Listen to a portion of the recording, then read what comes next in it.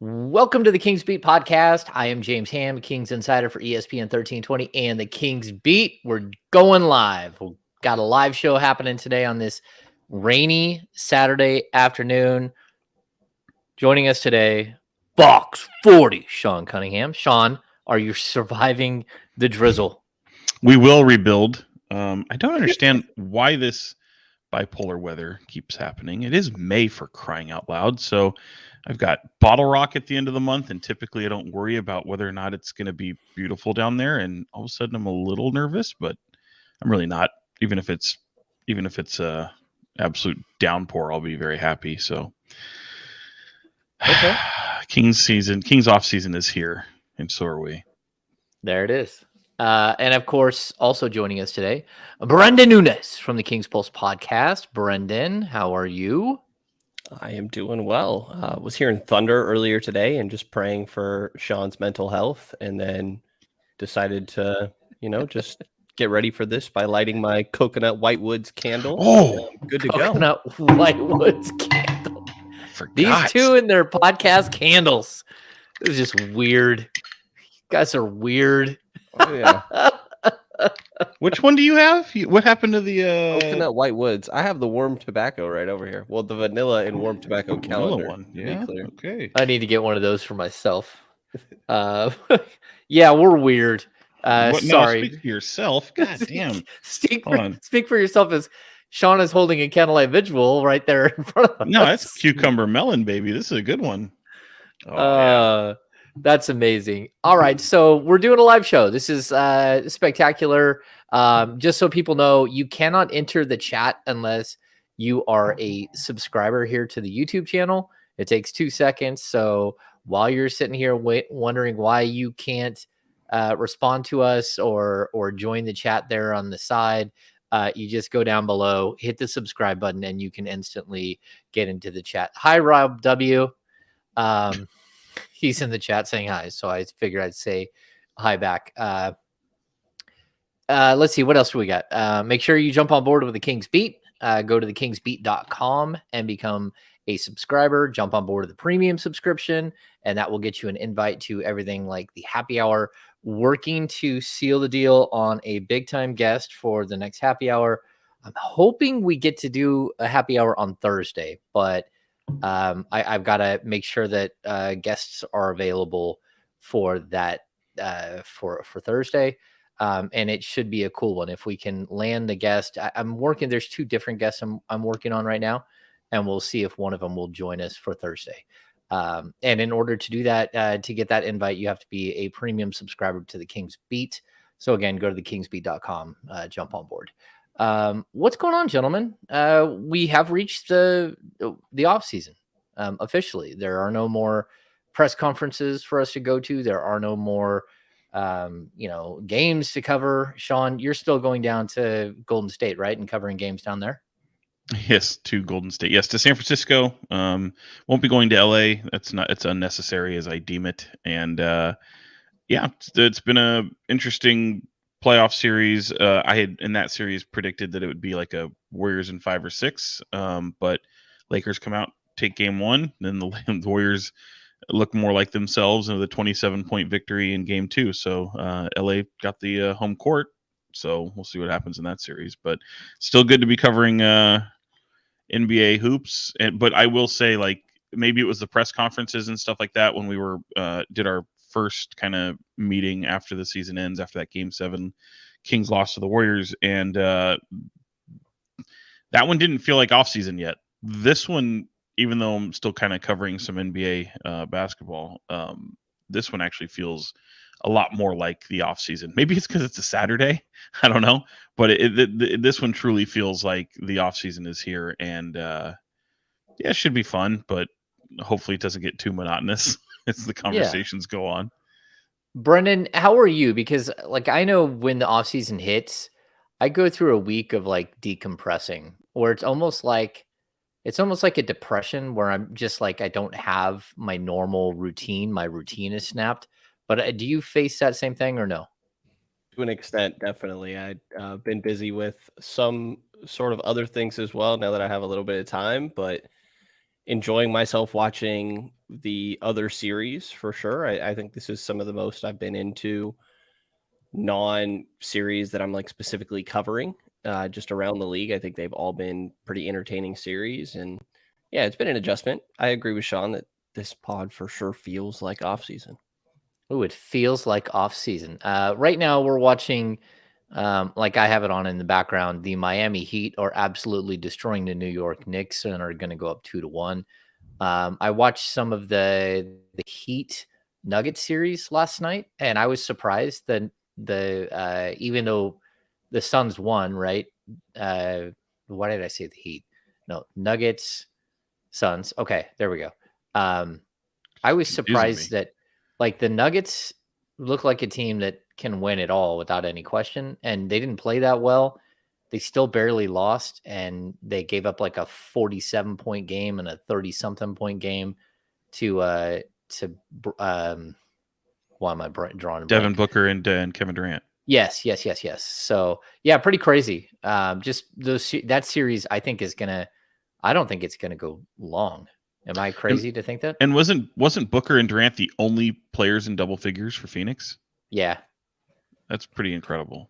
That reminds me of that time I asked Russell Westbrook and Kevin Durant following Game 6 when they just lost their 3-1 lead. Well, their lead to the Warriors. I think that was I think they had a 3-1 lead. Maybe it wasn't. But I asked them if they thought that they had forgot about their teammates. They had combined for 59 shots, 3 straight games. And that's when Russell Westbrook like stared me down the whole way out of the press conference wearing his Dare Leak outfit with holes all in his shirt. And like, I'm like, what are you going to do, man? Like, seriously. And then, yeah, it's just random. I think there is so much pressure put on Durant to like step in and just be a team savior and instantly make them a title contender. And at his age, and I just don't know that he can do that for, 28 extra games of playoff action. Anyway, yeah, pretty cool stuff. What did you guys make? So this week we had a pod on Monday, I believe, right? Or was it Tuesday? Tuesday, I think. Was it after Mike Brown? No, I don't know. James has been in a fuzz. Look, he is all over the place. Yeah, so it is. He really has decompressed. I have decompressed. Yeah, so I think we did a pod on Monday night. It was Monday night, yeah. Yeah, I think it was Monday night. So what were your guys' thoughts on Mike Brown's postseason press conference? I will say I felt like after Game 7, it really hadn't hit him yet.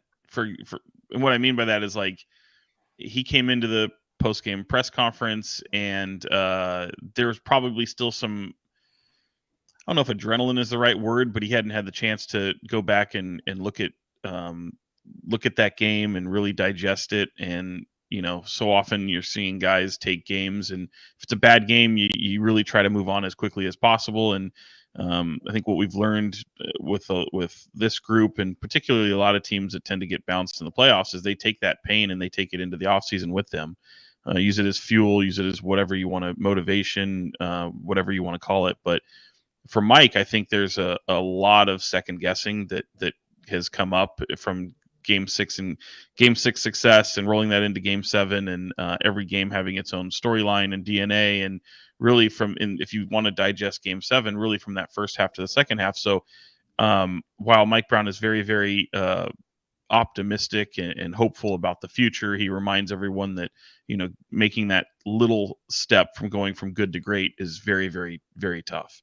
And I think in doing that, he has really probably put a lot on himself after that Game 7 loss, and he felt much more somber, despite being optimistic. I think somber in the sense that the season was over and that the Game 7 ended the way that it did, but optimistic about so much of the future and knowing that this team could and probably will look a little different next season, but by and large, just a bright future for Sacramento. But you could tell, I think he's wearing some of that 48 hours later after that press conference initially from the Game 7 loss.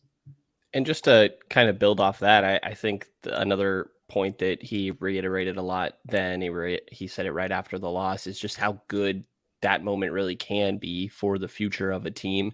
I think to like when Denver lost in their final regular season game against Minnesota, and that was like a game of the winner makes the playoffs before the play-in existed. And then the next year, after not making it, they came back with a whole different focus and were totally locked in different circumstances, obviously. But I think that like having a heartbreak moment and getting to experience what the postseason is like Domantas Sabonis' shooting specifically that Mike Brown talked about and Domas talked about as well. Like, I think that this can be so good for a team, and clearly coach feels that same way.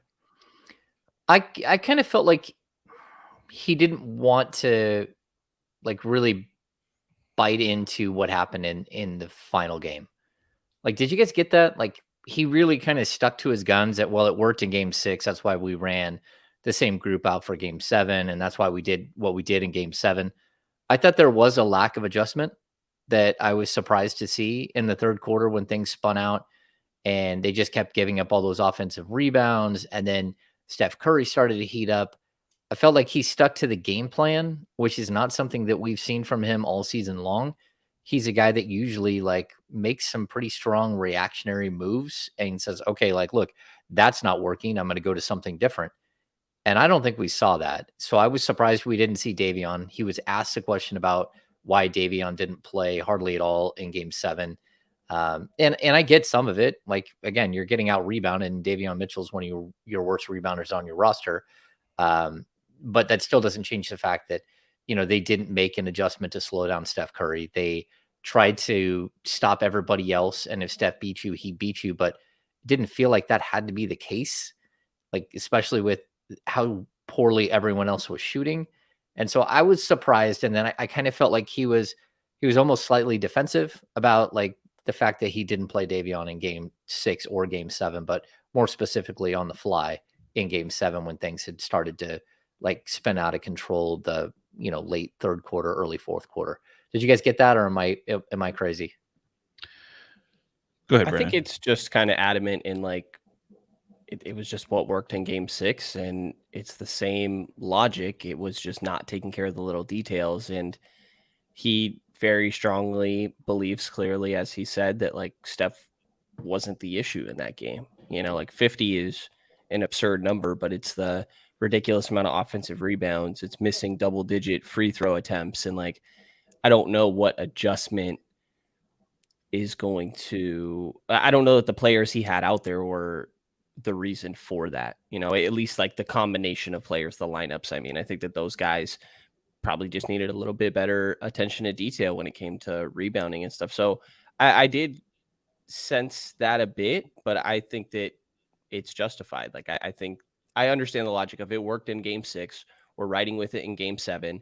At some point, these guys got to start to box out, and they have enough offensive firepower where they can get back 9 points quickly. So I get the logic, but did get a sense of what you're talking about. Yeah, I mean, I don't know if it was defensive. I think he's kind of right there with everyone. He's had a moment to Monday morning quarterback himself, and he's going to continue to do so. I think the logic was there, no doubt, but recognizing in the moment when it's happening and not like part of the theme of this series was the Kings have played some pretty tremendous defense, and for a team that doesn't in the regular season showed the ability to be a good defensive team. And how much can you take from that when statistically you're just not very good, but when you want to be, you can be. And I think that was a moment too where it's like, do you want to rebound the ball? And you see how they get so many offensive rebounds. Even small players like Steph Curry would get there, and you saw it in the series. I think it was game 4, I think, where Gary Payton, no, maybe it was game 5 when Gary Payton comes off the bench, and the game that the Warriors stole in Sacramento, and Gary Payton comes off the bench and is grabbing offensive rebounds and creating second chance opportunities. And Looney had been so good throughout the entire series as well. And that was, to me, it was just the Warriors in game 5 and in that second half of game 7 where the Warriors are just at their absolute best. And they still show the moments, albeit rather sporadically, but when they show it, they absolutely curb stomp you. I mean, they just really do. And to see moments like that, that's what I call those intangibles, those hustle plays that the Kings are still trying to figure out how to best execute hustle plays and know the little nuances of the games. And man, the Warriors just do that part so well, and they continue to do so. So, and when you mix in a 50-point performance, the way it wasn't the fact that he got 50, it was how he got 50. I mean, it was just incredible watching him when he got the 50th point, that damn near full court, let me dribble between two guys and just lay it up on you. Like, just incredible plays where the Kings are just so slow to react. And I think those are things that he's more concerned with, as opposed to, well, the obvious solution is to put Davion Mitchell in, which is something that, I agree. Like, I think Davion Mitchell didn't play enough, but I think in the moment of everything snowballing the way it was, the logic made sense, and it's just something that's going to haunt him for sure. Yeah, so I'll say this. I think we watched Looney go out in game 1 against the Lakers and do the exact same thing. Like 23 total rebounds. He dominated the Lakers. And I think that, like, there's some like discussion here in the chat, right? Where we're seeing some people say, like, look, the ball went right to Looney. It looked like he had magnets in his hand or something. And other people are saying, oh, the Kings didn't move quick enough to the ball. I really like watching all of the shots that went off. Almost all of them were long rebounds. I thought Domas was battling in the post. He was trying to keep Looney off the boards, like, in tight. And so you're stopping not only like the rebound, but the putback. And, his job was to push Looney as far as he could out. And then they just kept shooting threes, and they kept missing threes. And the three kept flying all the way out to, the 16 to 18 foot range where Looney was being pushed out to. And so I think a little bit of it was bad luck. I think a little bit was the guards and forwards didn't make adjustments and start helping Domas. But I also think that, like, they're validated by what happened in their series when you see him do it again against someone else, and someone who has Anthony Davis and LeBron James and, some other guys that can really hit the glass. And so I don't know. Like, Looney is he's having a special playoff, because this isn't something that it's not something you can plan for. You know what I mean? Like, I think you plan to try to limit Looney's rebounds, especially as you got deeper and deeper in the series. But you couldn't game plan for him to get all of those offensive rebounds all the time. You could try to game plan. You could try to have other guys help out on the glass, but I just felt like a lot of it just felt like bad luck. Am I crazy with that? Especially in game 7.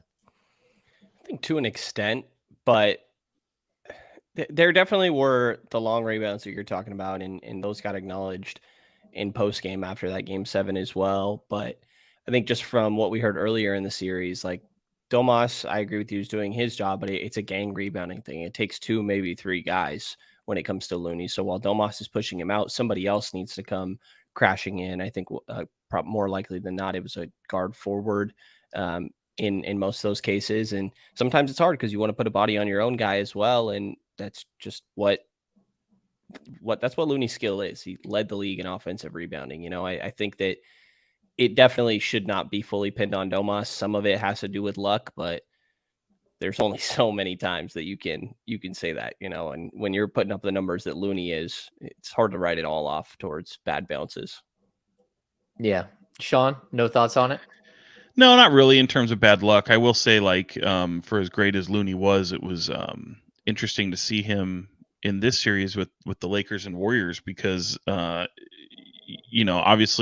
the way they defend Anthony Davis is so much different than what they do against Domantas Sabonis. And I asked Draymond Green that to basically illustrate a point for some of our own coverage at Fox 40. And like, saying, is the strategy the same in defending Davis as you did with Sabonis? And he's like, hell no, it's way different. And he's right. I mean, some of the DHO action, dribble handoff, and all the stuff that the Kings run is way different than anything that the Lakers do, where they pack the paint. And it was interesting to see them hit only, I think, 5 3-pointers, the Lakers, in game 1, and use a healthy dose of Anthony Davis and getting to the free throw line, which is something that they do very, very, very well. And there was a lot of attention talked about the free throw disparity between the Lakers and the Warriors in game 1. But Steve Kerr said it best. He's like, no, they get to the free throw line because they're in the paint all the time. We don't, and we're among the worst in the league in getting the free throw lines for a jump shooting team. You shoot a lot from the perimeter, shoot a lot of threes. You're not going to get to the free throw line a lot when that happens. And so when you're looking at what they did against even the Lakers for having Anthony Davis have this amazing game, and then Kevon Looney comes in game 2 and he's got a little bit of an illness but is still able to go. They said we should probably only play him 20 minutes. At that point, they already knew they were going to bring in JaMychal Green. So they're like, all right, we're just going to start JaMychal Green. We're going to take Kevon Looney out of the starting rotation, which is something that they did with Draymond Green in the Kings series. And they felt that 20 minutes would be most effective coming off the bench for Kevon Looney. And it worked. I mean, those are the adjustments that are made. It's not something you can probably do in game 3 because now the Lakers are going to adjust for it. So we'll see. I mean, that game tips off here pretty soon. So it'll be interesting to see how much of a role JaMychal Green will play in that game 3, if at all. And if Kevon Looney is healthy enough to return to the form that they had in game 1. So those are just those adjustments. And I think with the Kings, it was a little bit of a double down because it worked.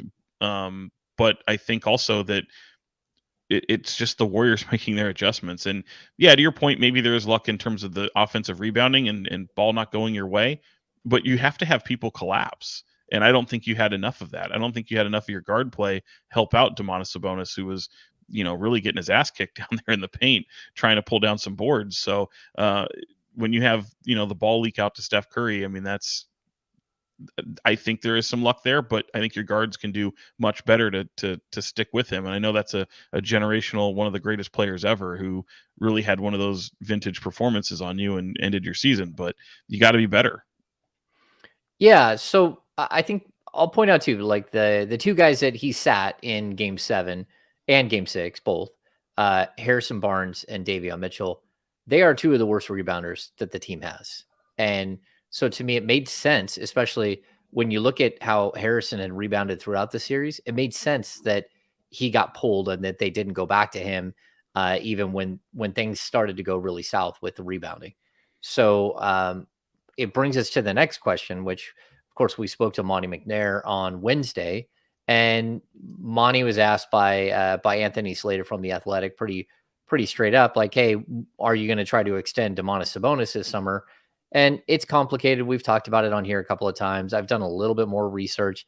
It's still really complicated if they were able to get Domas to sign an extension.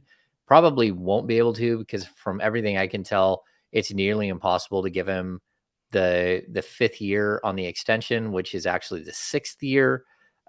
So even if you gave him a bump in pay and you did like a pay increase and extension, makes it hard to actually get him to sign that deal. Maybe. I mean, I'm not going to say it's totally out of possibility, but I think he's probably going to wait around and see if he can get like Supermax type money the next summer. But when Anthony followed up that with his question about Harrison Barnes, Monte McNair is really, really good at telling you nothing. Like in his press conferences, you just sit there and go, oh yeah, this is great. Hey, I got absolutely nothing. Like you go back, you listen, you're like, okay, there's nothing that's super quotable. Outside of, like the feel good of getting to stay in Sacramento and locking everything up. But he just skated right past the Harrison Barnes question and didn't even approach it at all. So after saying, yeah, Domas is a building block and we're going to do everything we can to keep him around as long as possible, they go to Harrison Barnes. So, well, there's going to be a lot of decisions to make this summer. Click. He's one of them. Yeah. So I really thought that it was pretty telling. So while Monte doesn't give you anything, sometimes he does by omission, like by not saying something. And I kind of felt a certain way walking out of there that the Kings know that they have to make major improvements. Most of those improvements are going to have to come at the forward position because their center position, yeah, they need a backup center, but they have Domas. Their backcourt, they've got 4 guys at a minimum that they trust. And it really did feel like, those forwards are where you have to make some drastic changes. And whether that means, Trey Lyles is back or not, we don't know, or Sasha Vezenkov comes over, we don't know, or Harrison Barnes comes back. But it kind of feels like you can't bring all 3 of those guys in and pair them with Keegan Murray again, thinking that you're going to get something different, because defensively, you're just not. That's still no length, no athleticism at the forward position to go support Domas and his need for long athletic defenders around him. Does that make sense? Sure does. Yeah. Sure does. Yeah. I mean, to the point of, I think look, Monte doesn't say, like you said, he doesn't say a lot. It's easy to say you want Domantas Sabonis because Domantas Sabonis is here next year. Like, regardless if he signs an extension or not. Anybody else that has a question mark, and it wasn't just exclusive to Harrison Barnes, who did it with, the Trey Lyles possibility as well. It's very much, if you have if there's a chance that they could lose you, there's no need to come out and say, hey, we want this person here long term. We want to build around. We want this to be part of our foundation. It's, again, Sabonis is definitely going to be here next year. So whether he gets the extension or not. So yeah, you can gush all about him because they would like to keep him long term, and they already know he's going to be here for next year. He's the face of your franchise with De'Aaron Fox. So with respect to Harrison Barnes, he isn't. So I don't think he's telling you without telling you, if that makes sense. I think there's a world that exists that, yes, Harrison Barnes could be part of the Kings, and there's something that they're comfortable with. But at the same time, it's no, as you mentioned, James, it's all gung ho and trying to get better. And if you can upgrade the position, you do it. If you can't, then you bring Harrison Barnes back at a lesser salary than he's making now. He's got that. What makes it also difficult too is that $27.5 million cap hold, right? Yes. So that's outlandish. It's crazy. And so I honestly think they've already had their mind made up about Harrison Barnes and what they're comfortable with. Certainly $27.5 million is not what they're comfortable with. So yeah, and I can explain that a little bit. So basically the $27.5 million, it's not something that's not a qualifying offer. So the Kings don't have to extend that to Harrison and then he takes it. It's a cap hold. It's basically every player in the league has, when they go into free agency, they have a cap hold, and it's usually, if I'm not mistaken, it's 150% of the previous year's salary. So he makes 18 point whatever. You basically do the math. That puts it at $27.5 million. And so they can go into free agency and they can sign Harrison Barnes to, whatever the contract is, whatever the starting salary. So if it's $13 million, then all of a sudden that cap hold disappears, and you're not dealing with that. But here's the problem. So I had somebody asked me on Twitter, hey, can they renounce the rights to Harrison Barnes and then use the MLE to sign him? And yes, you can do that. But the problem is that if you rescind Harrison Barnes' $27 million cap hold, you say you're waiving the rights to his Larry Bird rights, your access to that, right? So now you have I think the Kings would still only have $20 million in cap space. Here's the problem. The mid-level exception is $12 million. It's part of that cap space. So you can either use the $12.2 million MLE and then have $8 million left to go chase another player, or you can rescind you can basically waive your mid-level exception and have 20 million straight in cap space, but then you do not get the opportunity to use the MLE after you use your cap space. So it's one or the other. It's not both. So if they were going to re-sign Harrison Barnes, the best way to do it is just to re-sign him. And then you would still have access to your MLE, because in that situation, let's say you give him 14 million starting salary, and then that still leaves you another $12 million salary spot. So now you're looking at 26 million in salary, as opposed to if you just waive everything, you would only have 20 million. Does that make sense to you guys? Yeah. Kind of went cross-eyed after a little while, but no, we're good. I think I'm keeping up. Yeah, Brenden, you're keeping up? I think so.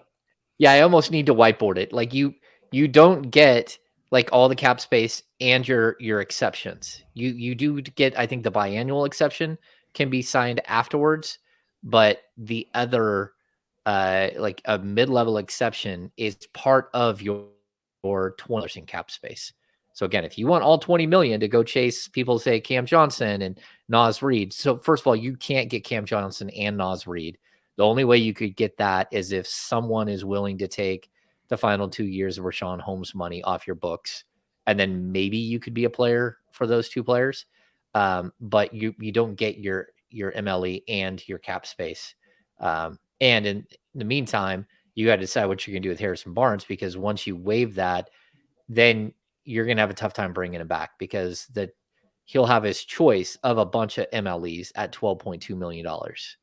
And so that's why the Kings can pay him more than anyone else.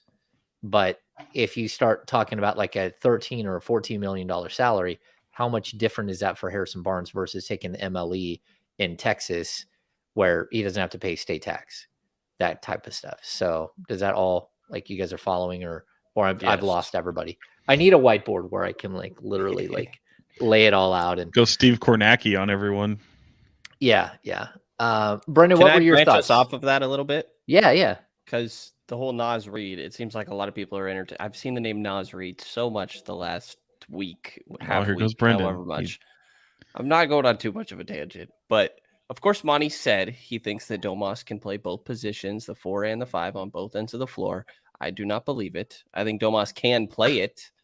I don't think that they want that. I think that Domas is a 5, and I just don't expect the GM to sit up there and say, yeah, we only want him at one position. That's what it is. I think that I'm not buying he might play the 4 next year, and they have another big alongside him. And I'm curious if that's where you guys are at.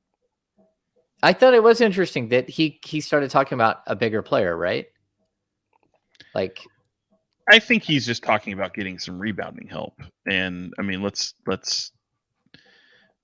I don't know. I took that a little bit different, and let's not make him like Nas Reed's not some 7-footer. He's 6'9".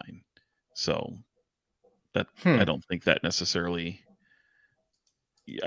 I think they just include Domantas Sabonis so much in the positionless basketball, especially with him being somebody who can bring the ball up court and dribble handoff and all that kind of stuff, that he just kind of fits nicely into, you can say a 3-4. And I think part of that was showing the confidence they believe in his jumper that he'll be working on.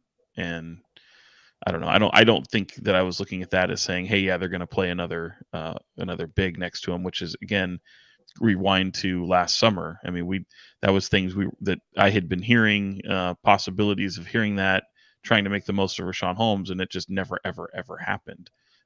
So I think they're just kicking the tires on really anything that could open up. I mean, there could be trade solutions where you end up in a situation like having you could have, for example, a smaller player like Draymond Green, okay, who definitely plays center for his team, and maybe he takes over the center position if he's playing alongside someone like Domantas Sabonis, who's even bigger than he is. I don't know that I totally buy into that, but especially with 2 guys who kind of have the ball in their hands a whole hell of a lot. But that's one way I could see it. And I think De'Aaron's lack of shooting really factors into this too. That's a good point. But it has, improved for sure. Yes. Yeah. Well, I also think that, like, that's why you hear so much about Sasha. Like, Sasha is an elite shooter at a big man position at the 4. Like, he can't play the 3. But for me, it's like, if you come back with similar like amount of shooters, you're going to be okay, whether De'Aaron can shoot or not. But to me, like, again, if he's shooting 33% or 32% from 3, you're not that bad. You're not in that bad of a position. King's Guru 21, it kind of plays into this, which I believe that it's Pookie, right? Nate, excuse me. What are we saying? What? This right here, Pookie? He says Rashawn Holmes is getting traded this summer. Well, King's Guru, I'm pretty sure that's the one and only Pookie Guru from Sacktown royalty fame. Anyway, the reason I bring it up into the conversation is that the Rashawn Holmes thing actually means a lot to this team. If there is a way that they could move on from Rashawn, like, I think that they would. And you would hope that you don't have to give up someone the 24th pick in the 2023 NBA draft to get off of that $25 million. But I think if you're the Kings, you would probably consider it. But you would also consider like your 2 second-round picks. And well, do they have 2 or yeah, they have 2. Yeah, You would also consider multiple second-round picks like past this year to get rid of that contract. And so I think that the Kings, yeah, see, it is Pookie. There we go. Anyway, I could see the Kings trying really, really hard to shop the remaining $25 million on Rashawn Holmes' contract, just because like this is a team that's ready to win now, and you can't have dead weight. And like, unfortunately, I'm not calling Rashawn Holmes dead weight as in I think his career is done and he can't play basketball. But in Sacramento, he was dead weight this year. He's not an albatross contract because he's not making like 18 to 20, but he certainly is a player that isn't, giving you value for his contract. And the Kings would be much better off moving on from him. I think that there will be bigger deals that you might be able to like include him in. But I also believe that the Kings will look at their sort of stockpile of second round picks and be like, okay, OKC loves to take on second round picks or first round picks if like future first, if they take on enough salary. I could see the Kings moving on from salary. Almost like what Vlade Divac did years ago when he traded, what was it, Nick Stauskas, Jason Thompson, and one other, I can't remember, to Washington for just nothing, and gave up the 2019 first round pick. Does that make sense? Like, I could see the Kings trying to get out from underneath that money pretty substantially. Yes. Yes. I never expected us to be in this conversation with Rashawn Holmes when he signed it. Obviously, now it makes a lot of sense, but I remember thinking at the moment that was a decent deal, and just shocked the way everything kind of ended up working out this year in Sacramento. But it makes sense. Domas is your guy at the 5. Playing both of them together is a tough spot, and he just didn't work in that backup role. So I think those seconds make sense, the dumping. I think, like you mentioned, OKC, we saw him do really something similar with Al Horford when he was on Philly.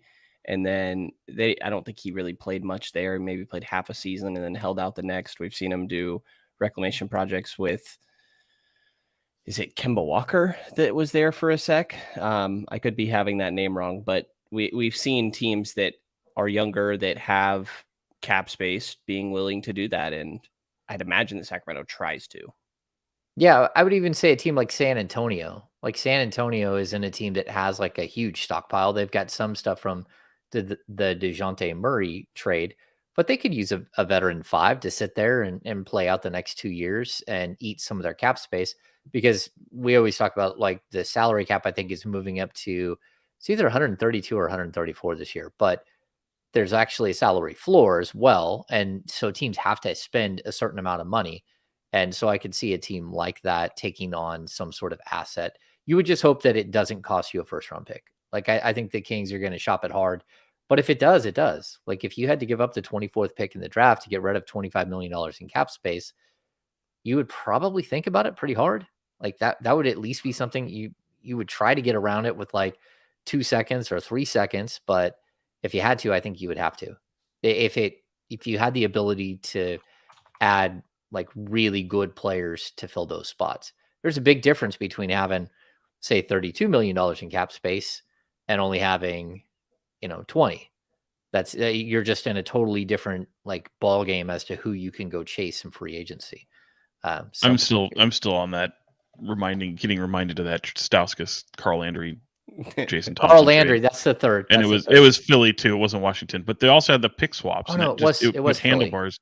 It put handlebars on this team for a long time. And he did it so they could sign like Rajon Rondo and like.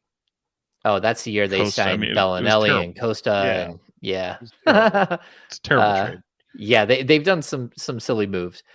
And like, look, I think the one good thing is I'll bring up, like, if you fast forward to De'Aaron Fox's first season, 2017, the Kings went out and signed Vince Carter, Zebo, and George Hill, right?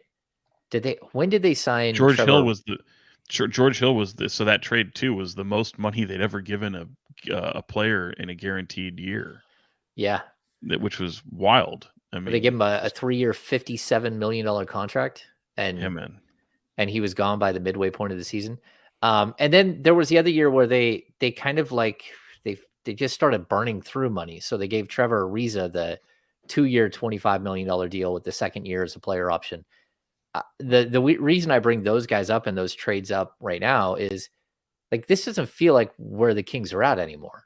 Like, do you think that they've built up enough like goodwill and capital in the free agent market, whether it be with players or with their agents, that they can actually go out and be a player in this and go get somebody? I don't mean A-list free agent. I don't expect them to go out and get a $32 million player, but in free agency, is it possible that they could get a $15 to $20 million player? I think that remains to be seen. You made a nice splash with Malik Monk last year. You're playing a brand of basketball that's attractive, and you're on the upswing. People want to play with Domantas Sabonis, and you've got a Ferrari and De'Aaron Fox, and as I like to call it, it's equal opportunity offense in Sacramento. So that's an attractive carrot to dangle in front of somebody, especially if you have money. That being said, it's still Sacramento, and you don't get to shake the residue of the better part of 2 decades off that easily.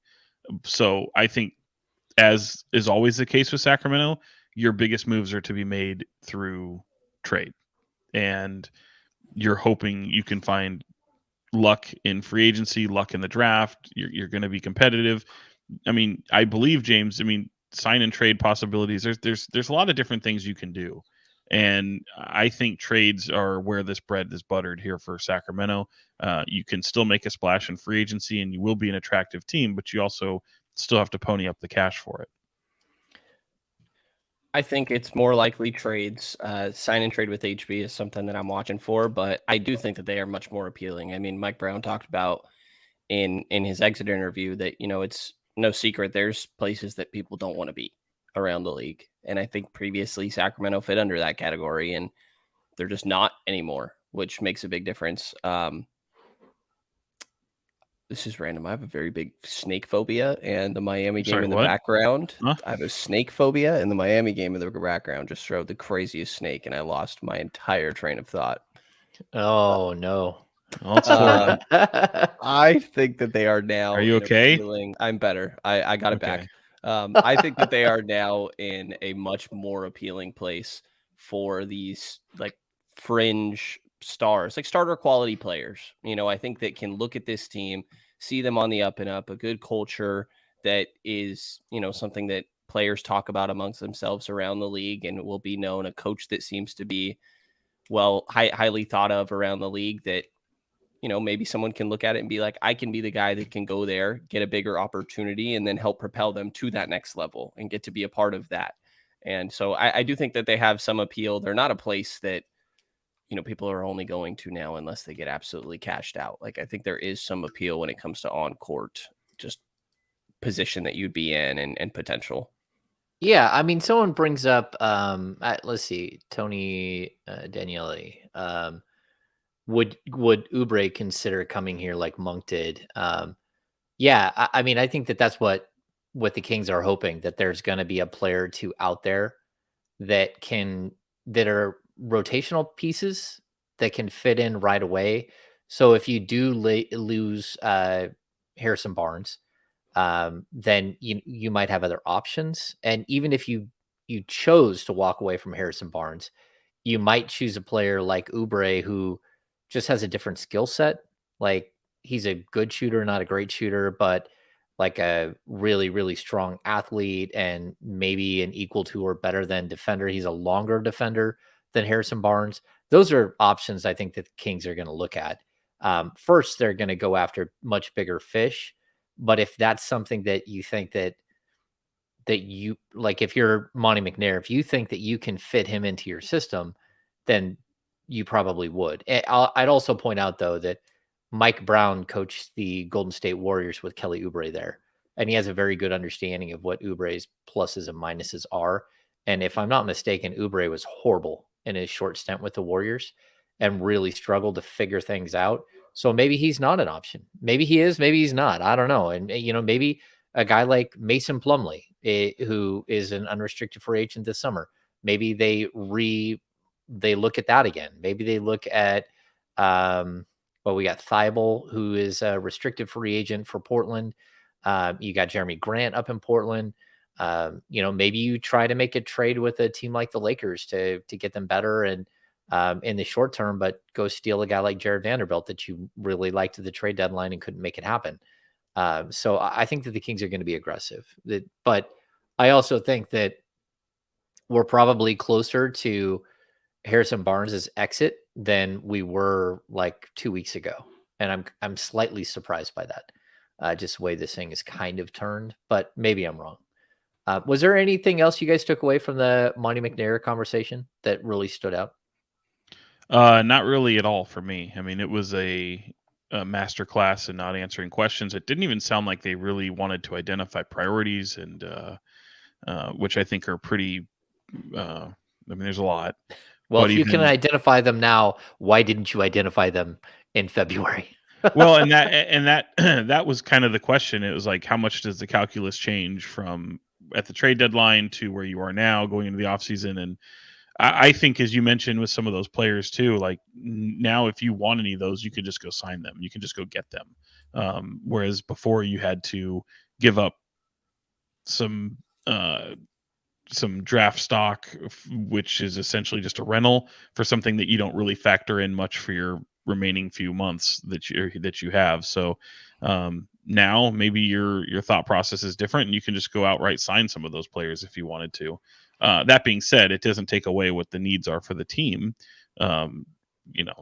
Defense, 3-and-D, rebounding, all that kind of stuff. And overall, just finding guys that are tough, just toughness, physicality. That'll be, I think you take all those and you maybe put some above the others, but and I think it changes. So it changes if you don't keep Harrison Barnes, then all of a sudden you have a bigger need. It changes a little bit if you secure Sasha Vezenkov, and it'll become a little bit different if you don't. So, luckily you're not. I think it's fortunate for this team that they're not picking very high in the draft this year. You don't have to.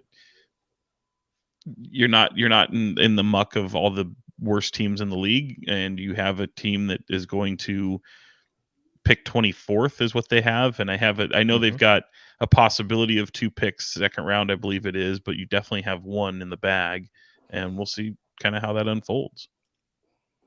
Yeah, yep. I'm looking at that first round pick. Brenden, you think that's on the table? For trades, for sure.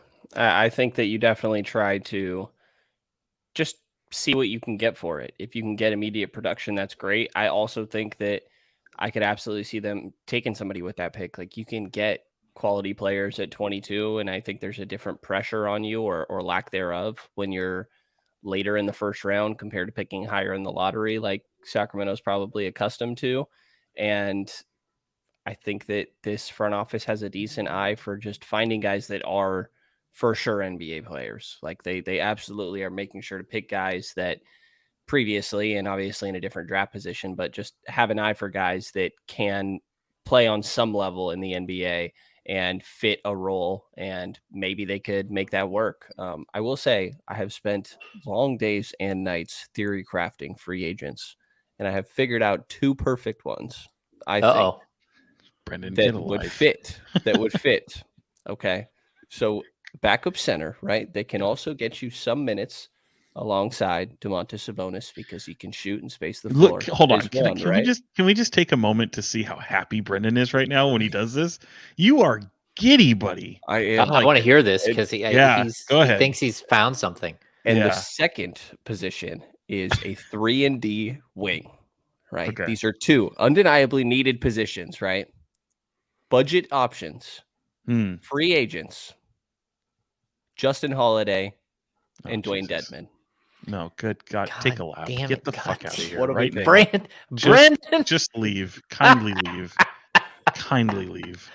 Oh, we now know why he was smiling the whole time, because he was messing with us.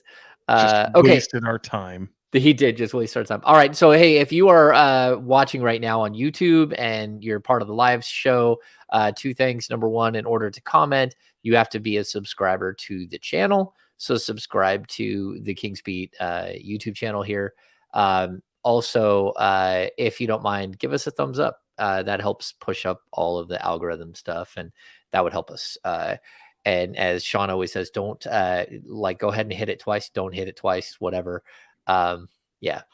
So I don't know why someone is yelling in all caps. But that's why. So now I get the guy in the chat. We'll just see ya. Well, why? He's entitled to his opinion. He was big We'll Lakers fan. We'll just launch him into space. That was, you blocked him. Yeah, that was cold-hearted. There we go. So I kind of like the name Turbo Duran. That was kind of clever, but there we go. He was just expressing an opinion. Yeah, I shouldn't have blocked him. If I feel bad, maybe I'll unblock you. There's gonna be a post about you, James. Well, yeah. Okay, Lake Show. So here's what I would say too. Like we talk about the second round picks and the late first round pick. I could see a world where the Kings don't use any of those at all. Like I think draft prep for this year for us is almost like an exercise in futility. I think that the Kings will look to, of course, so people understand the Kings can't trade the 24th pick in the draft. They can draft a player for another team and then trade that player after the draft, but they can't trade the pick because of the Kevin Huerter trade, which locks up the 24, 25, 26, and really the 27. They can't trade the 27 at all either at this point. But I could see them like drafting for someone else. And the reason I bring that up is number one, Kessler Edwards is under a team option next year, and he's 22 years old, and it's $1.9 million, which is a bargain basement deal. They have PJ Dozier under contract as well for next season. They have until July 10th before they have to either guarantee part of his money or just waive him. But that's good too, because now you have another body.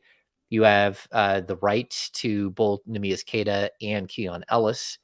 And so those guys could be part of your future too. And the reason why I bring that up is this is like the back 4 or 5 guys on your rotation that we're talking about, not on your rotation of your roster.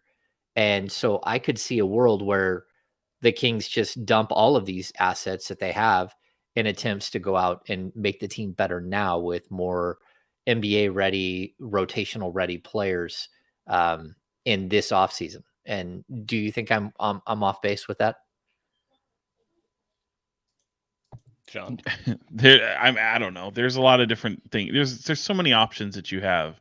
I think they're in a very peculiar or a very advantageous position, if that's what I mean. You have, obviously you have the draft pick for next year kind of tied up with what's going on with Atlanta. There's a lot of different things you can do, and I think it's so early on where you're identifying needs, which is good. I think the Kessler Edwards and PJ Dozier, obviously they have those dates that you have to satisfy. I think one will likely be, I think Kessler will be picked up. I think the PJ Dozier one's a little bit different. But yeah, I mean, this is where it all starts. And right now they're going to have some options. I don't think it's an exercise in futility as you look for the draft. I think packaging it certainly is an option, but sometimes those best moves are the ones you don't make, and you need to be prepared to pick a player at 24 that, again, as Brenden mentioned, there's some talent out there, man. There's a lot of shooting in this draft, which could be fun to see. And I think that there's some length as well, which is something that's sorely needed by the Kings. So you have to be prepared for everything. I think it's going to be an entertaining draft. I think this trade deadline kind of set the table for a busy draft as well. I think there'll be a lot of activity that's going to be made, and a lot of that has to do with a lot of teams not having a lot of cap room, even though that the cap is increasing. Brenden? I think that Kessler is somebody that I'd imagine is around, and after that, like, who knows? I don't think that there's anybody from sort of the names that you went through that you look at and think that, like, oh, well, you should for sure keep this one around or that one. Like, I think that it could go either way for any of those guys. I'd imagine Kessler stays. I just think that the cost is low for what the potential upside could be.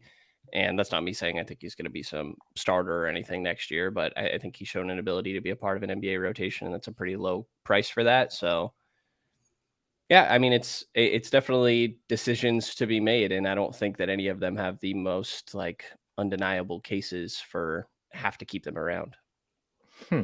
Okay. All right. Well, I don't want to keep everybody all day today because we're just getting in off-season coverage. Were there any other takeaways you guys had from Monte McNair or from Mike Brown? No, not for me. Not really. Yeah. Monty made sure to give credit to the rest of his guys, so could just list some of the other ones as well that he gave a shout out to, like Paul Johnson, the Stockton Kings GM who won. What is the title for that? Is it G League Executive of the Year? Mm-hmm. Essentially, yeah. Yeah. Phil Jabor, assistant GM, Wes Wilcox, obviously, and Alvin Gentry was up there as well. Kind of all for their very awkward picture. I was surprised they had the trophy as quickly as they did. That was there. That was wild, wasn't it? The trophy.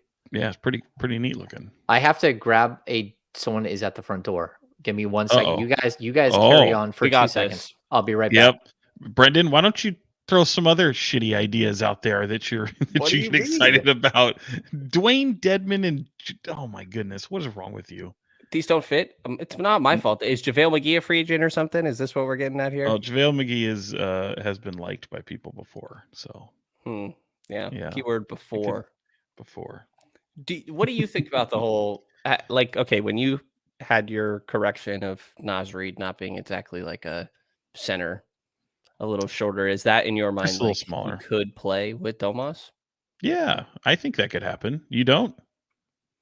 Not really. Offensively, it's fine, but like, does he really give you anything on defense? I don't know. I think he adds some toughness, some rebounding, some things. I think he checks some boxes for sure. I don't think it's necessarily the most ideal fit, but when people are kicking around a lot of ideas for people that can come in and plug and play next to Domantas Sabonis, I think he's a guy that I also don't think you have to start him, but I think certainly you could, and I think you can play majority of the game with the two of them side by side, as opposed to somebody like Draymond Green who needs the ball in their hand a lot, and I think that becomes instantly tougher to navigate, especially when you have someone like Fox who also needs the ball in his hands. I could see that. I think that you could see it working with Naz Reid. That's just not the direction I'd imagine that they'd go. I think that if you're going for pace and I think just more, I guess he can space the floor. Yeah, I don't love it, but I guess. How much do you think? Don't talk about him. He's back now. Okay. Naz Reid. I just think you can find a better player. I mean, I think the Kings are further along. I know that might sound mean, but that's kind of what I'm thinking. I know a lot of people. I know someone just mentioned it there too, but like Brook Lopez, even though they call him Broke, that's not nice. But no, I don't think he's leaving Milwaukee, man. Like he had a fantastic year. He plays a very defined role for the Milwaukee Bucks and their success. So I don't think they're looking at moving him out of the way. I think the Kings decided to hit the gas in the playoffs and really push the tempo. And I just can't imagine a team with Lopez and Sabonis trying to push the tempo. That would be tough. I don't know. Do you think there's any world where Draymond's on this team next year? Mm-hmm. Yeah, right. Really? I mean, I wouldn't bet on it, but I certainly could see it for sure.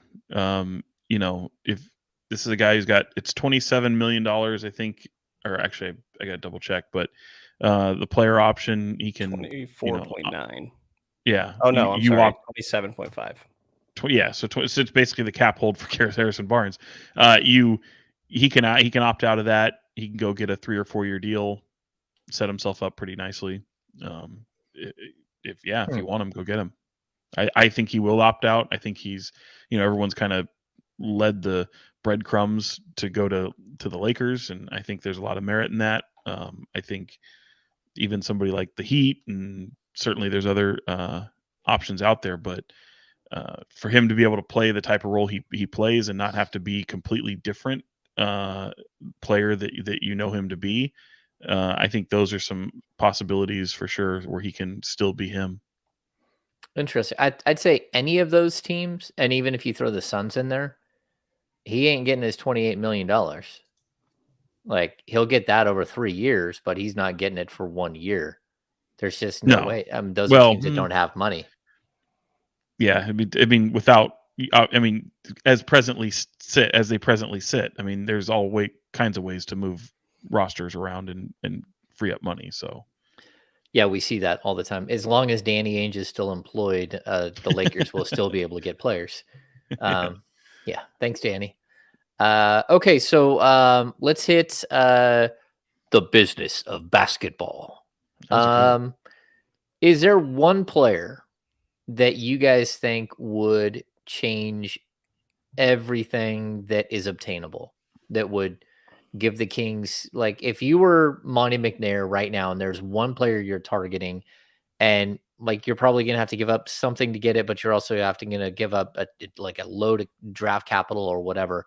Who's the one player that you would chase really, really hard this offseason, whether it's via trade or in free agency? that's such a loaded question, man.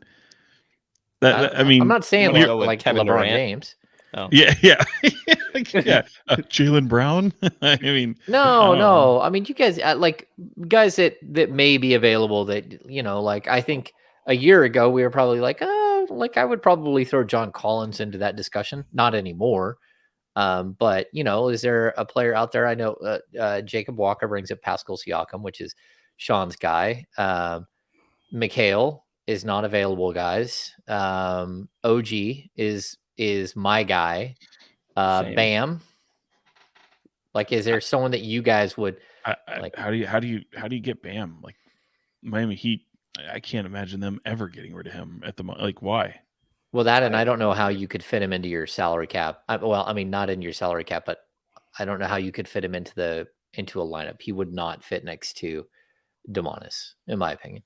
I am all about the two Raptors guys, where Pascal Siakam, which I'd imagine is going to cost a lot more than what OG Anunoby would cost, but I think both of those two guys, I think OG is defense player of the year type potential and just great versatility, blocking shots, getting steals, guarding, kind of 2 to 4 with some 1s and 5s mixed in there as well, and can hit the 3 at a great rate. There's more off the dribble stuff that gives you thought of a potentially higher ceiling than what he's gotten to show. And Pascal Siakam's resume speaks for himself. If that 3-point shot is going down, which I think he's a lot better when he's doing that off the catch rather than creating for his own. And that's kind of led to some of the dip in his 3-point shooting numbers. I think those two guys stand out a lot to me. And then my other would be Jeremy Grant, who I think is an impact defender and can get you some buckets offensively, hit open threes. That is going to be very dependent on what that price really is, though. I'm not a fan of Grant. No. Yeah, I look to. I think he really hurt his stock by virtue of just how bad they were this year too. He wasn't great. Yeah, and I look at his stats and he really is inefficient. He doesn't rebound at all. Like, for a guy who's 6'9" and long and super athletic, he averages like 4 rebounds a game. That would be my concern. Like, someone brings up Josh Hart. Josh Hart's going to be tough to. Well, he's unrestricted, but I think he wants to be there. Like, talk about a guy who, if you really looked at Kings quote unquote needs, a small forward that maybe an undersized small forward, but a guy who can play small forward who averages a ton of rebounds. That would be intriguing. Interesting. Thomas Bryant. I don't hate having Thomas Bryant on the Sacramento Kings. I think he could play alongside Domantas for a little bit. Sean, did you have anyone else? Yeah, I got one, but I think Julius Randle and Domantas Sabonis would be neat together. Ew. I know y'all don't like it, but I think it'd be fun. Kyle Kuzma. Well, we talked about that last time. It's been a lot of Kyle Kuzma discussion. I would take Dorian Finney-Smith over Kyle Kuzma. I'll be the one to ask. Dylan Brooks? Probably not. I agree. But I think I I don't think his the downside of Dylan Brooks is as bad as it's being played out. I think he's a hell of a player, and I think he can fit a necessary role. But I also feel Memphis needed a scapegoat, and they got one. And I don't think he was going to be back anyway. Like, let's pretend he didn't have all the attitude stuff that he's shown, and some of the stuff that his team really embraced throughout the year. I just don't feel like he wasn't going to be back anyway. They've got some decisions to make. They weren't going to pay him a boatload of money, and like I think he'll be just fine. I don't think he's going to be playing overseas or anything like that. I don't think he's, is this lost cause that can't play in the NBA. I think he's a hell of a defender, shows some toughness, and does a lot of nice things. But I just don't see it in the Kings uniform. Yeah, he's, I think he probably will hit a pretty strong reset button on who he is. The guy's only 27. And boy, I forgot he's Canadian, but all of this is uncharacteristic for the Canadian guys. But I think that my problems with him are always, it's not even the personality stuff, because I think the Kings have a locker room strong enough to withstand one guy and keep one guy in line. And I actually I think Dylan Brooks is part of the reason why their culture has been so strong the last couple of years leading into this year, where, they're a team that never gives up. They're a team that you have to play all 48 minutes against. They're a team that doesn't mind popping you. They're physical, all that stuff. Well, we can't sort of just take all of the good that Dylan Brooks did as part of that and throw it out the window. And I also don't think he's done anything crazy and stupid like the dude in their backcourt has. He's not, that I've seen, waving a gun around in a strip club or pulling a gun out on a 17-year-old or any of that stuff. So I think that he is, like Sean said, a scapegoat for all that's gone wrong there, when they clearly have a problem with their best player. They have a major, major problem with their best player. And they have a really big problem with the fact that their stud big man, his knee doesn't seem to be getting any better, and that their super athletic four blew his Achilles. That team has a bunch of issues to deal with. So maybe I could be convinced that Dylan Brooks wouldn't be horrible. I just don't love him as an inefficient player. And if anything, the Kings were very efficient on the offensive end. They have a bunch of efficient players, and he's just not that. He's a low shooting percentage guy. He takes really, really bad shots. And I want all the bad shots to be reserved for Malik Monk and De'Aaron Fox. Those dudes can take bad shots. No one else can. And if you had a guy like Dylan Brooks, all of a sudden you got another guy who takes bad shots. Am I crazy? So you're out on Metu is what you're saying? Or?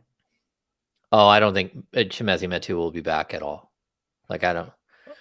And yes, Metu does take bad shots. But I don't think that there's any way that Chimezie Metu's back in a Sacramento Kings uniform next year. Sean? No? Yes? You have no opinion on Chimezie? I wouldn't. No, I wouldn't bet on it. I wouldn't bet on him being back, but certainly you start piecing the roster back together and, have familiarity. It's possible. But yeah, I probably wouldn't bet on it. See, there's a name that just came up. What if Cat became available? Absolutely fuck no. Wouldn't touch him. Not at all. Not at all. Nope. Nope. I knew that was coming, and I will agree with Sean 100%. Nope. Not going to happen. Agree. Yeah, not at all. Not at all. All right, let's wrap this thing up. Do you guys have any questions out there? Do we have to hit questions really quick before we get out of here? Too expensive for Cat. Let's see. What would an OG trade look like? 3 first-round picks minimum. Okay, but we're talking about a guy who has 1 year left at 18.6 million with a player option, I think, for 19.6 next year. Yeah. So you still think he costs 3? Mm-hmm. Okay. Probably. One of those Unless you have like I mean, if you can get a piece that they really, really want, I just don't see that. I don't see Toronto outside of a few players wanting much. I think they're going to go full rebuild eventually. Well, You it think depends so? what your matching salary is. Like, are you signing trading HB? Does HB want that? Does Toronto want that? Or are you talking about like Sean Holmes? And then how does that change the assets you have to include? Why does Toronto want Rashawn Holmes? Well, they wanted him don't. before, and They I'm with don't. you. Why would they want him? But like, if you're talking about a team that might be willing to, I mean, you're going to have to take on some salary if you're Toronto, because you have It's to not match about salaries. wanting Holmes. It's wanting all the draft picks. Right, but I'm saying is if you're getting 3 picks, sure. Like if you're Right. getting, but if you're not getting your draft capital, like that's not what entices a team to. Oh, I Right. got Rashawn Holmes. I got that money Right. right now. Okay, and so and in this situation, this is where I can tell you that if you are the Kings and you have this opportunity to get him, you can actually. This might be the one situation where you you waive the rights to both your MLE and Harrison Barnes, and you just get yourself basically like $20 million in raw cap space to absorb OG Anunoby's contract in its entirety. So you could actually, in that situation, take him on without giving someone back. I think more likely it would be a situation where the Kings gave up a couple of seconds for someone to take Rashawn Holmes. It would be a 3-team trade where you tried to fulfill the contracts that you needed to get OG to the Kings. That's still my guy. That would be the guy that I think would be a ground changing. Like, I think it would make you a contender, at least close to it. Mikal Bridges, I think Jim Garfinkel, you bring up Mikal Bridges. There were reports that when the Brooklyn Nets acquired him, that I think a Western Conference team offered 4 first-round picks for Mikal Bridges, and the Nets turned that down. And then he went to the Nets and was even better than they thought he would be. So I don't think that you're going to be able to pry him out. I think the Nets are going to build around Mikal Bridges. And like, to put that in perspective, didn't they get 3 first-round picks from the Suns in the Durant deal? And Cam Johnson and Jay Crowder. They turned around and traded Jay Crowder for 4 second-round picks. So basically, they got like 3 firsts, maybe it was 4, and they got 4 seconds, and they had the potential to go and trade Mikal Bridges for another 4 firsts. So basically, for Durant, you could have got 8 first-round picks, 7 or 8 first-round picks, and another 4 second-round picks. And Cam Johnson. Cam Johnson is another guy we haven't discussed, but I don't know. Ryan Kramer asked, do you think Grant could go from 4 to 7 or 8 rebounds per game under Brown's tutelage? No. Old dog. I mean, dude's 29. If he hasn't been a good rebounder for this many years in his career, I don't think he'll be a good, like, you can't teach an old dog new tricks. I also don't see what a head coach has to do with rebounding for an individual. I agree. Especially when you're on a team with Domantas Sabonis, who is the league leader in rebounding. Yeah. And it should also be noted that the Kings were like number 5 in defensive rebounds in the league all season long. Like, these things that happened in the playoffs with Looney, they happened a couple of times during the regular season, but like 3 times. Like, the Knicks did it. They had the Steven Adams game. There might have been one other game where they got killed on the offensive glass. It was more of like an anomaly. It was more of like something that was happening. Those are the best offensive rebounding teams or players in the league, like Steven Adams, the Knicks, Looney. I want to. What about this? No, stop it. Oh, God. Somebody's going to, though, right? Yeah. Yeah, I mean, somebody's going to, and I mean, I think he's done it. I don't think he's done it in Charlotte. Do you? Talking about Miles Bridges for the audio side. Oh yeah, sorry, audio side. Miles Bridges. Yeah, I mean, I'm not touching Miles Bridges at all because of, again, the Kings are a franchise that, like, they try to act as if they are above reproach when it comes to this stuff. And that, like, the backlash from that would be incredible. I mean, I think you would lose fans. And I mean, maybe you feel like you can withstand that if he makes you a title contender, but I don't know. That's pretty bad. What does it take for Keegan Murray to be part of trades? Is there a world? Wait, say that again? What does it take for Keegan to be a part of trades? It'd be a big fish. It'd be like a Jaylen Brown type of thing, one of those type of players. Yeah, possibly. I also get the feeling that the Kings aren't going to do it. Like they have too much faith in who Keegan is, and they believe he's going to be like really, really, really incredible. And that's why that's like nobody's untouchable. I just don't want people to think that like no one's untouchable. Like there's certainly pathways to get anybody off this team, and a lot changes from one year to the next. So yeah, no, that's true. Charles Piero in the chat, I think Lyles should get signed fast enough to remove his hold. That's actually the reverse of what you do with Lyles. Lyles has a $3.6 million cap hold, which is nothing by NBA standards. Chances are Lyles is going to get more than 3.6 million. So you have a conversation with Lyles, and you guys come to a secretive agreement on how much he's going to make. Then you go out and you sign all your other players, and then you come back to Lyles and you sign him after you've signed everyone else, because that cap hold is so small that it's not really going to matter as far as like whether you can acquire someone or not. So if you're going to bring back Trey Lyles, probably going to be like, my guess would be like at the most like a 3-year 18. Maybe I'm off base there. Maybe a 3 or 15.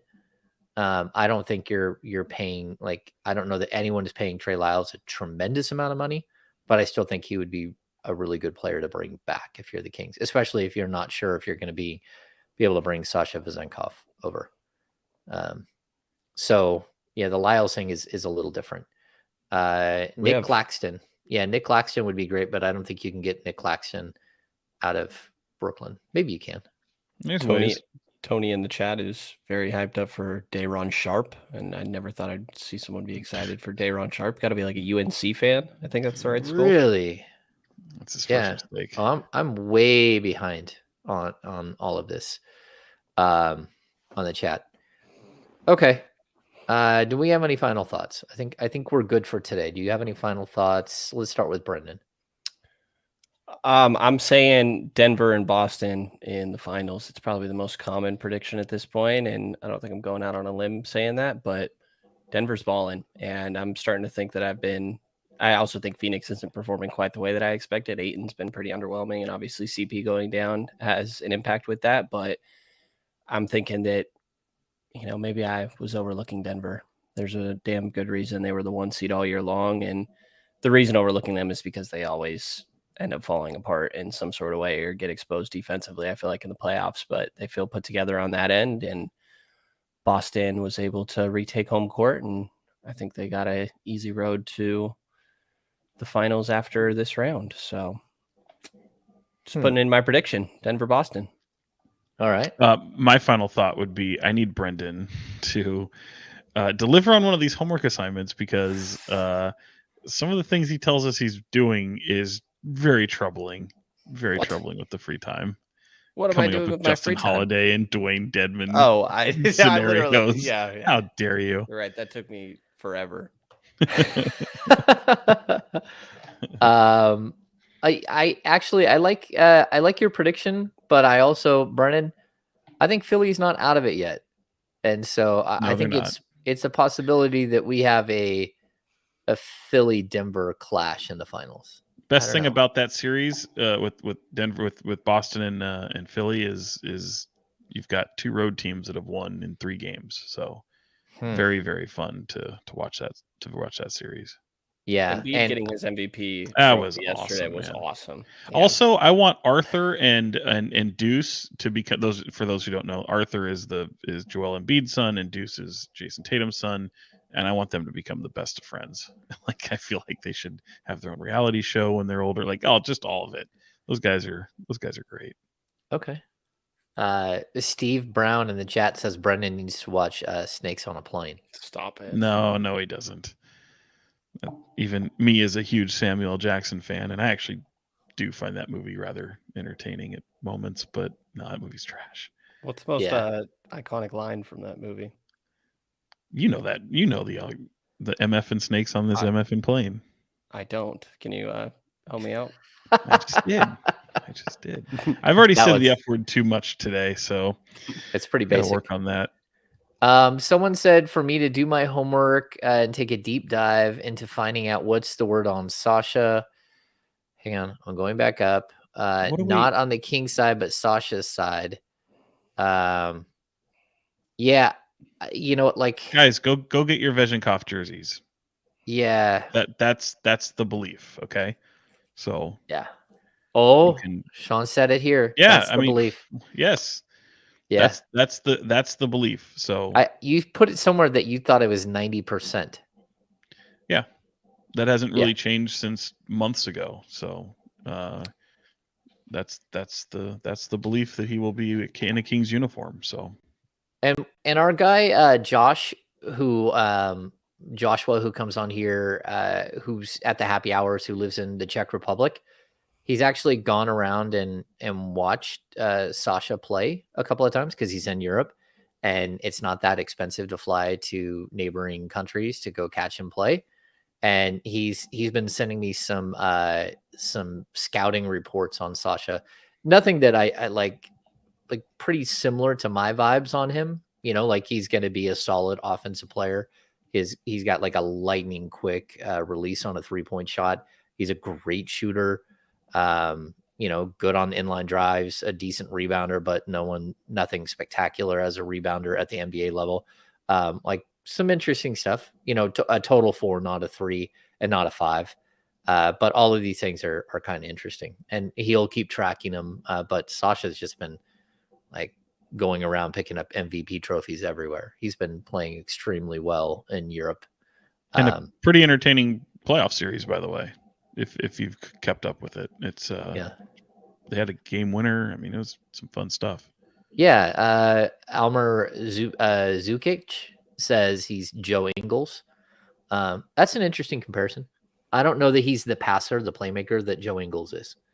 I think he's not as good a version of Bojan Bogdanovic. That's what I've seen. And I don't know, like Bielitsa comparison is interesting too, but Bielitsa is actually a really, really good passer. So I expect him over as well. I've checked in with some people over in Greece over the last couple of months, but not recently about where he's at. Christos Saltos is doing really well. But I have some other people over there that I've checked in with. I'm messing. Oh no, I love reaching out and talking to Christos. One of these days I'm gonna fly out to Greece and go hang out with Christos. What? He's the guy that on the Zoom calls last. So people who don't know who we're talking about, Christos was on all the Zoom calls during the pandemic. He's a reporter from Greece that would stay up all night, and he's the one that goes, "Hello, coach." You were like, Christos is well. I hope you're doing well. And then he would ask a 2-part question. Most of the 2-part questions had nothing to do with each other, but still and also, yes, absolutely spectacular dude. And I have talked to him a bunch about Sasha and about what he's hearing over there and what we're hearing over here. But there's also other people that I talk to in the European world. So yeah, definitely. I think he'll be here. And then the Kings have to figure out how they fit the other pieces around him, which means, is Trey Lyles back? Is he not? Is Harrison Barnes back? Is he not? You got to find a way to add that athleticism and length, the shot blocking, the defensive-minded players, because Sasha is not that guy. So, yes, I would go to Greece. You really do have disposable income, don't you? No, your boats. Take one of your boats and go to Greece. That'd be amazing. I can't take a boat all the way to Greece, Sean. That would take me like 6 months, Long time. especially on a pontoon boat, man. Like, what are you talking about? Yeah, I think Charles Primo. I think there is room for Trey and there's room for Sasha, but like I would tell you that neither one of those guys can play the small forward position, and at all. They both are more fours, and I think Trey can play the 5. So cool. All right, that's a wrap. Did I have final thoughts? Yeah, my final thoughts are like they're muddied. They're somewhere in the middle there. Sean, hopefully you stay dry because it's raining like crazy. It absolutely pissed rain here a minute ago while we were doing this, and now it's time to go out and about. So let's do it. Uh-oh. Sean's going out and about. I think the worst is past us. So there's margaritas to drink on this off day. So we're gonna go do it. I may have lived up the Cinco de Mayo pretty heavily yesterday. So that happens. Brennan, are you going to go hang out with Sean? Well, if he invites me. I'm inviting him for. I've invited you. Yeah. Oh, that's funny. All right. Cool. Well, that's going to do it for this edition of the Kings Beat podcast. Make sure to give us a thumbs up if you haven't already. Subscribe to the channel. Jump on board with the Kings Beat. Go to thekingsbeat.com. Become a premium subscriber to get invited to all things like the happy hours and to get all of our writing stuff as well. I've taken a few days off just because it's decompression season, but I'll be back writing for tomorrow and then a bunch this coming week. And then we will be back next week with a show or two as we start building up towards the draft and free agency. The draft is just around the corner. The lottery, isn't the lottery coming up like any day? Although the Kings aren't in the lottery. But thanks for joining us here on this adventure. So for Fox 40, Sean Cunningham and Brenden Nunes from the Kings Pulse podcast, I am James Ham, Kings Insider for ESPN 1320 and the Kings Beat. See you very soon.